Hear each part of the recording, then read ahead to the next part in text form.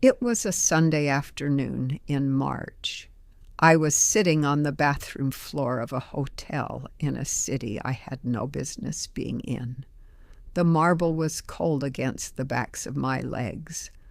I had a glass of red wine balanced on the edge of the bathtub, and I was looking at the man on the other side of the closed door, through the inch of light at the bottom. And what I was thinking, what I am going to tell you now because I am older and no longer afraid of how it sounds, was this. He has no idea who I actually am. He has not, in the 7 months we have been doing this, met me even once. I had been performing for him since the second drink on the first night. The version of me that liked his favorite band. The version that did not mind that he had not booked the hotel I would have picked. The version that laughed at the joke about his ex that should have been an early warning, and instead became a small private mark on a page I was not yet ready to read out loud. It took me until that Sunday afternoon, sitting on a cold bathroom floor, to understand what I had been doing, not just with him, with every man for the last 7 years, with most of my friends, with my mother on the phone, with my colleagues when one of them said something I disagreed with, and I felt the small swallow happen in my throat. The swallow that came before the agreeable thing I always said next. I want to talk to you tonight about being a cool girl, not the Instagram version, not the version that has a Pinterest board and a yoga mat and a soft moss-colored kitchen. The real version, the version that costs you in increments so small you never see the bill arrive. And then one day in March on a bathroom floor that does not belong to you, in a city you would not have chosen. The bill is so large it takes your breath out of your body. I am 31 now. I was 24 when I started. I am going to walk you through the 7 years. I am going to tell you what I did not see at the time.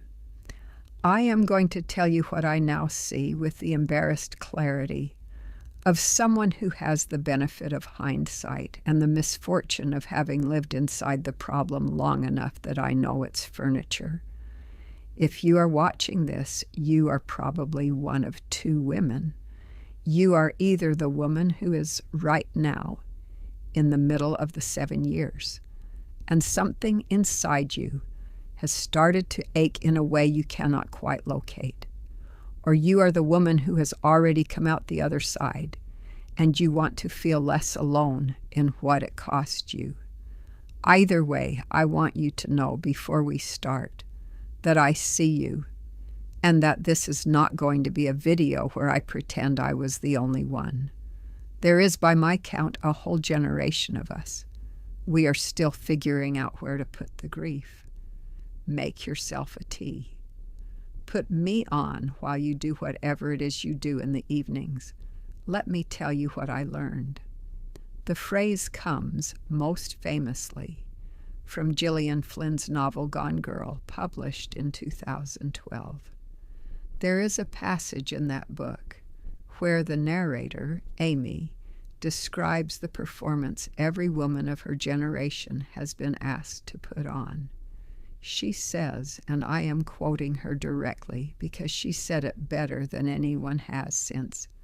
Men always say that as the defining compliment, don't they? She's a cool girl. The cool girl, in Flynn's account, is the woman who is hot, who is brilliant, who is funny, and who never gets angry. She eats whatever he wants to eat. She watches whatever he wants to watch. She is endlessly available sexually, emotionally, logistically, and she does not require any of the things that women actually require. She is, in short, a fantasy maintained by women for men, at considerable personal cost to the woman maintaining it. When that passage was written, I was 13 years old. I read the book at 17. I underlined the passage. I did not understand then that I had spent the previous 4 years of my life rehearsing for the role.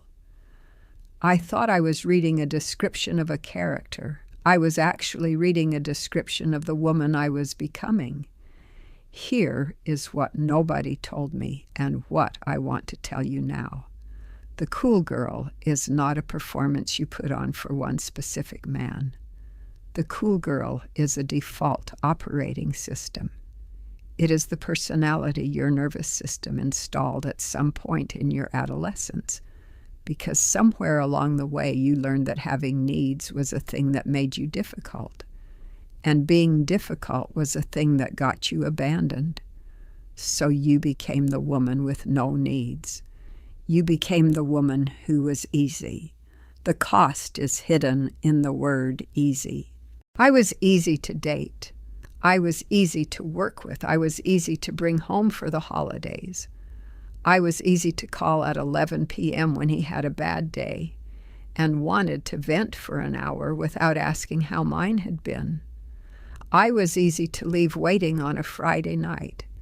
I was easy to half-choose week after week because half-choosing me did not cost the man anything. There was no friction. There was no demand. There was almost no me. I had filed my own edges down so thoroughly that there was nothing left to catch on. I want to be clear about something. The cool girl is not a fool. She is not weak. She is, in many cases, an extremely intelligent woman who has correctly understood that the world rewards women who do not take up too much space and has made a strategic decision to take up as little as possible. She is, in the technical sense, optimized. The problem is what she has optimized for and what she has optimized against. She has optimized for being chosen. She has optimized against being real. Those two goals, it turns out, are not compatible, and the discovery of that incompatibility is what eventually breaks her. It broke me in a hotel bathroom in March. We will get to that. First, we have to go back, because the breaking does not make sense unless you understand the 7 years it took to build. I was 24. I had just moved to a new city for my first proper job. I knew almost no one. I was, by the standards of the women I had grown up around, doing extremely well. Good salary, good apartment, good outfits. The kind of life that looked from outside like a recruitment poster for being a young woman in your 20s. I met him at a work function. He was 30. He had the particular kind of confidence that you only get from being told at every stage of your life that you were impressive. I did not know then that this kind of confidence is sometimes a sign of substance and sometimes a sign of having been over-rewarded. I assumed it was substance. I was wrong. I do not blame the 24-year-old for the assumption. She had no context. On the third date, he said something dismissive about a friend of mine he had not met. I felt the swallow happen. I let it pass. This is the moment I want you to remember, because everything that came afterwards, every single one of the small abandonments of the next 7 years, was a longer iteration of that exact swallow. The first swallow is the most important one. Once you have done it, every subsequent swallow is easier. The body learns the shape of the suppression. By month 3, I was swallowing 5 or 6 times a week on small things, things I would not have thought worth mentioning. By month 6, the swallowing had become so automatic that I no longer noticed it happening. By year 1, the things I would have once disagreed with had stopped registering as things I disagreed with. They had become the air. This is how a cool girl is made. Not in one dramatic moment of surrender, in 1,000 small swallows, each of which seems too minor to make a fuss about, and which collectively constitute the loss of an entire interior. I want to give you a concrete example because abstractions are easy and I am trying to be honest. By year 2, I had stopped ordering what I actually wanted at restaurants, not because he forbade it, because somewhere in the first 18 months I had picked up that he had opinions about food, and that my opinions about food were, in his view, slightly embarrassing. So I started letting him order for me. At first, I would think of the thing I would have ordered and feel a small private regret. After a year, I had stopped thinking of the thing I would have ordered. By year 3, when a waiter once turned to me directly and asked what I wanted, I genuinely could not answer for several seconds. The pathway in my brain that knew what I wanted from a menu had atrophied. I had not used it in so long that it had withered. This sounds small. It is not small. The pathway in your brain that knows what you want from a menu is the same pathway that knows what you want from a man, from a job, from a city, from a life. When it withers in one place, it withers everywhere. By year 4, I no longer had political opinions of my own. I had his opinions, which I would express slightly more diplomatically, because I was, in my own assessment, the moderate one.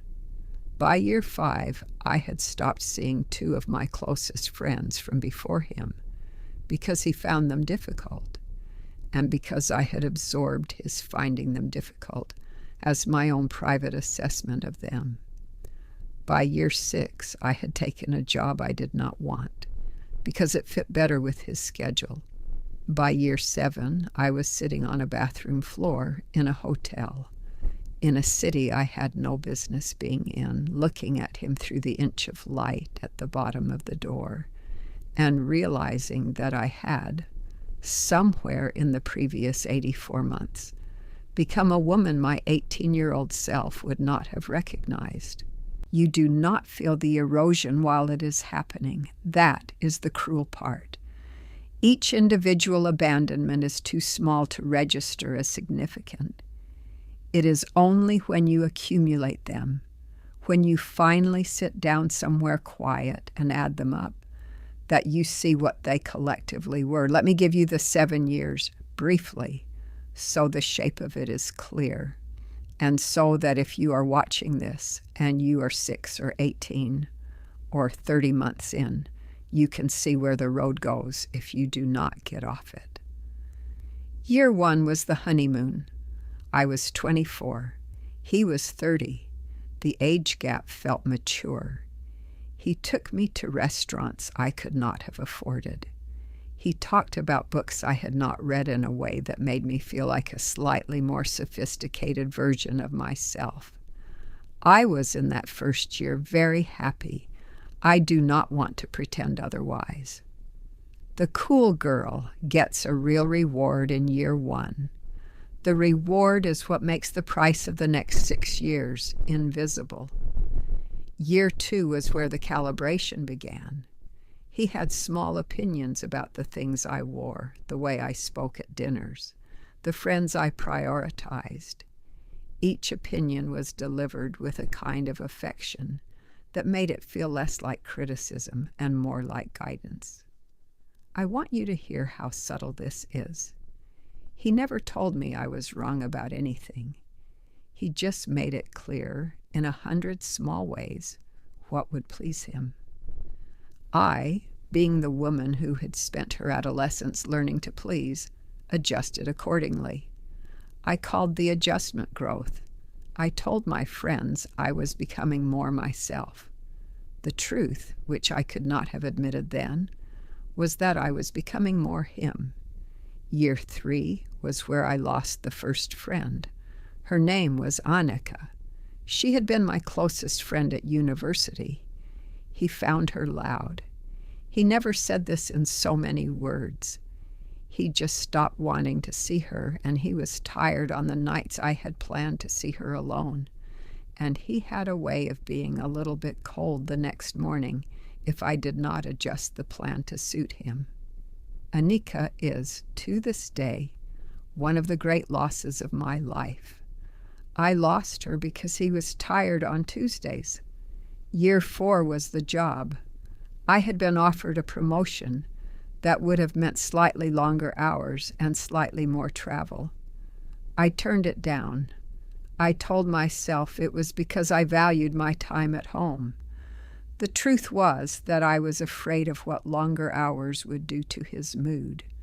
I have since watched the woman who got the promotion instead of me become, by every external measure, the woman I would have wanted to be at 28. Year 5 was the year I stopped being able to write. I had, before him, been a person who wrote in a notebook most evenings. I could not tell you when I stopped. I just remember, sometime in the second half of year 5, finding the notebook on a shelf, opening it and realizing I had not written anything in it for 14 months. Year 6 was the year of small lies. I had begun lying to him about minor things, where I had been, who I had texted, how much I had spent on a coat. I lied not because the truth would have led to a fight. I lied because the truth had begun to feel, against the long erosion of the previous 5 years, like the only territory I had left. The small lies were the last private rooms of my own life. I knew in retrospect that the relationship was already dead. The lies were the evidence. Year 7 was the hotel. There were many hotels in year 7. This one was the last one, although I did not know that yet, sitting on the floor. I want to tell you about the specific moment, because the moment matters, and because if you are still inside your own version of these years, the moment is what you are waiting for, whether you know it or not. I had gone to the bathroom to refill my wine glass. The bottle was on the desk in the main room. I had detoured. I do not know why. I think some part of me wanted 3 minutes alone. While I was in there, I looked at myself in the mirror, properly. Not the quick check that women do 100 times a day to confirm we are still presentable. The other kind. The kind where you actually look at the face in the glass and try to remember who is supposed to be living behind it. I did not recognize her. I do not mean this dramatically. I mean it technically. The woman in the mirror was 31. She had hair I had not chosen, in a style he preferred. She had on a dress I had bought because he had said, 2 months earlier, that another woman at a dinner had worn something similar and looked elegant. She had makeup that was, frankly, not for me. It was for the kind of woman he had wanted to be dating when he was 28. And it had taken me until 31 to slowly become her. I looked at her, and I could not, for several seconds, locate the woman I had been at 23. I could not find her behind the eyes. I could not feel her in the body. I sat down on the bathroom floor. I did not cry. I want you to hear that, because most of the films would have me crying. I did not cry. I was too far past crying. I just sat with the realization that I had, in 7 years, slowly and steadily and almost imperceptibly, deleted the woman I started as. There was a different woman in my body now. She was not unhappy in any acute sense. She was, by most measures, doing fine. She was just not, in any meaningful way, me. This is the part I want you to remember, because it is the part the films get wrong. The breaking point of a cool girl is not a screaming match. It is not a betrayal. It is not the moment you find the text from another woman on his phone. The breaking point of a cool girl is a quiet 30 seconds in a bathroom mirror in which you realize that you have completed the project you set out to do at 24, and that the woman you have built is a woman you would not have chosen, and that you have, in some sense, helped to murder the woman you would have chosen. I left him 11 days later, not on the bathroom floor, 11 days later in a kitchen in our flat on a Wednesday evening, while he was looking at his phone. I do not remember exactly what I said. I remember that it was short. I remember that he was surprised and then defensive and then briefly kind in a way that almost broke me into staying. I remember that I walked out of the kitchen and into the bedroom and packed a small bag, and that I called my sister from a taxi 20 minutes later and said, "I have left him. I am coming to your place. Please do not ask me to explain." She did not ask me to explain. She just opened the door when I arrived and held me in the doorway for a full minute, and I did. Then finally cry, not for him, for the woman I had spent 7 years deleting. I want to do something now that is hard.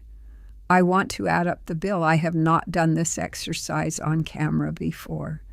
I am doing it now because I think you deserve to see the maths, and because I think some women who are still inside their own version of this need to see the size of the number before they can be honest with themselves about how much it has already cost. I lost Anika. I have already mentioned her. We have spoken, briefly, twice in the last 3 years. The friendship, in the form it had at 23, is gone. I do not think it is coming back. That is a real loss. I cannot get those years back. I lost the promotion at 28. The woman who got it now runs a department I would have been good at running. I am still in my career. It is fine.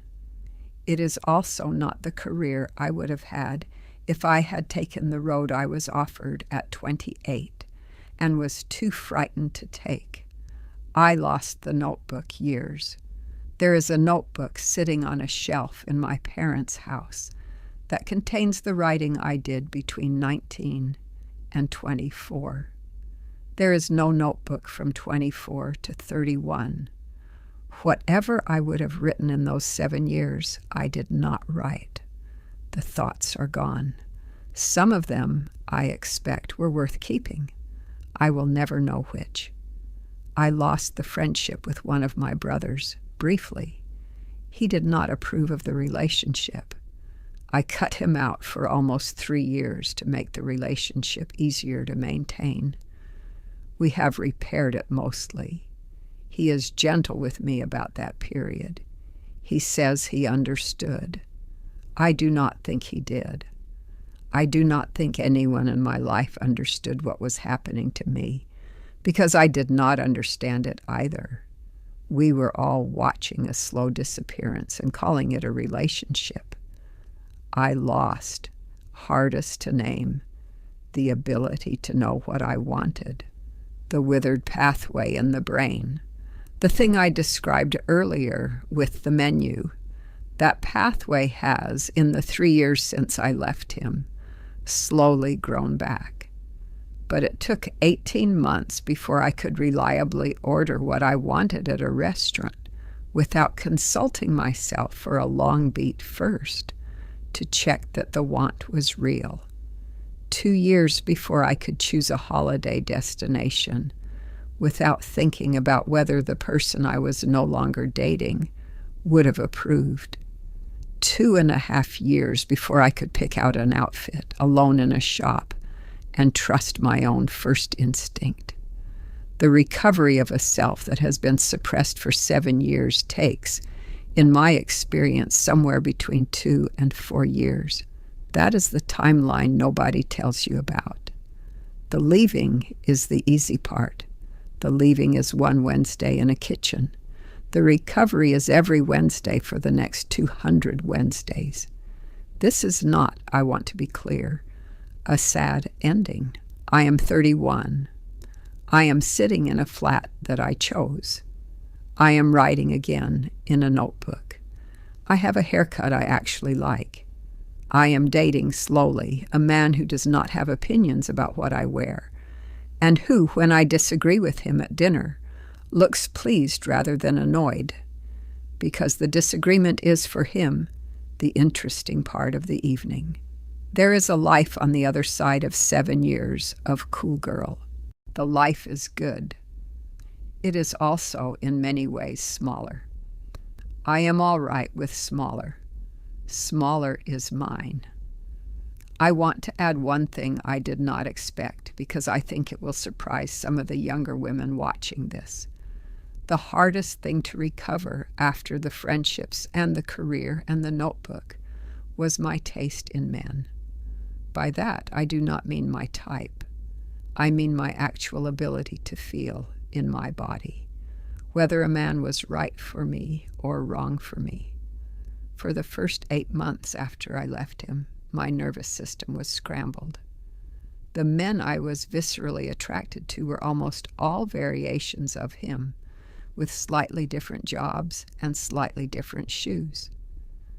The men who were obviously kind, who were available, who took an actual interest in what I was thinking, registered as boring, not because they were boring, because my body had been conditioned for 7 years to read familiar distress as chemistry and unfamiliar stability as nothing.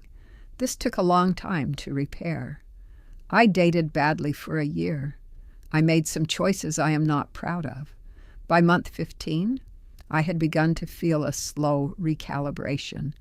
The men who used to feel boring began to feel instead like rest. The men who used to feel like chemistry began to feel slightly cold to be near. By month 24, I trusted my body again. I cannot tell you exactly when the switch flipped. I just know that it did, and that the recalibration was the single most important repair of the whole recovery. If you are recently out of a relationship that taught you to be a cool girl, please do not trust your dating instincts for at least a year. Your instincts have been retrained against your interests. Date carefully. Choose calm. Pay attention to who you feel safe sleeping next to, not who lights you up at the bar. The lighting up will come back. It will come back attached to the right men instead of the wrong ones. This takes time. Give it time. If I could sit down with myself at 24 on the night I met him, I would not tell her to leave. I do not think she would listen. The 24-year-old version of me was getting something real from him in year 1, and she would have correctly understood that the older woman warning her was an older woman and not the kind of woman she yet wanted to be. There is no version of that intervention that lands. What I would tell her is something smaller. I would tell her about the swallow. I would tell her on date 3, when he said the dismissive thing about her friend, that the small swallow she felt in her throat was a piece of information, and that the rest of the relationship would consist of either listening to that information or ignoring it. I would tell her that she had a choice in that moment that she did not know was a choice. The choice was, do I let myself feel what I just felt, or do I let it pass? She let it pass. She had been letting it pass since she was 13. By 24, the letting pass was so automatic that it did not feel like a choice. It felt like manners. I would tell her that the swallow is the most important muscle in a young woman's body, and that the years to come will be determined not by what she does on the big days, but by what she does in the small moments of small disagreement, and whether she lets herself feel them or whether she lets them pass. I would tell her that the cool girl is not a thing she will become in one bad decision. She will become it in 10,000 small permissions. I would tell her that her job for the next 10 years is not to become more impressive or more interesting or more lovable. Her job is to listen to the swallow. The swallow is the woman she was at 13, before the world taught her to be agreeable, sending small messages from underneath. The swallow is saying, I do not agree with this. I do not want this. I am not safe here. The cool girl spends a decade not listening. The woman who comes back to herself eventually is the woman who, on a March afternoon in a hotel bathroom, finally hears. I want to say finally to you, watching this on whatever Tuesday or Thursday or Sunday you are watching it on. If you are at the start of your 7 years, please go and find a notebook. Please write down the things you have swallowed this week, just for you, not to confront anyone, not to make a decision, just to start hearing the swallow again. If you are in the middle of your 7 years, please know that what you are feeling is not a flaw in you. The ache is the correct response to the slow disappearance. The ache is, in fact, the last living part of you.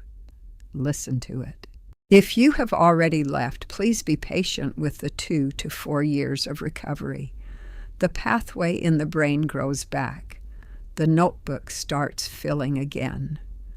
The woman you were before at 18 or 23 is not gone. She is, in the technical sense, just underfed.